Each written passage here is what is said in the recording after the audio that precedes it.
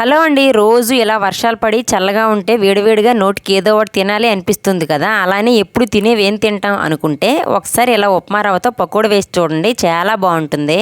దీనికోసం ముందుగా మిక్సింగ్ బౌల్లో ఒక పెద్ద కప్తో ఉప్మా రవ్వ తీసుకొని అదే కప్తో హాఫ్ కప్ వరకు పెరుగు, టేస్ట్కి తగ్గ సాల్ట్ వేసి 10 నిమిషాలు పక్కన పెట్టి తర్వాత ఇందులో కట్ చేసిన 2 మీడియం సైజ్ ఆనియన్స్, 2 పచ్చిమిర్చి, 2 రెబ్బల కరివేపాకు, 2 టేబుల్ స్పూన్ల కొత్తిమీర, అలాగే 2 టేబుల్ స్పూన్ల వేడి నూనె వేసి కలపాలి.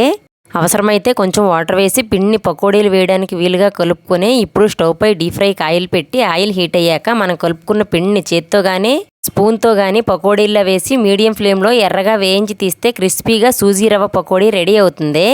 ఎప్పుడూ ఒకేలా కాకుండా ఒకసారి ఇలా కూడా ట్రై చేయండి. ఈ పకోడీ కూడా చాలా బాగుంటుంది. ఇలా చల్లగా ఉండేటప్పుడు స్కూల్ నుంచి వచ్చే పిల్లలకి, ఆఫీస్ నుంచో డ్యూటీ నుంచో వచ్చే హస్బెండ్కో ఇలా చేసి పెట్టండి, హ్యాపీగా తినేస్తారు. వీడియో నచ్చితే లైక్ చేయండి.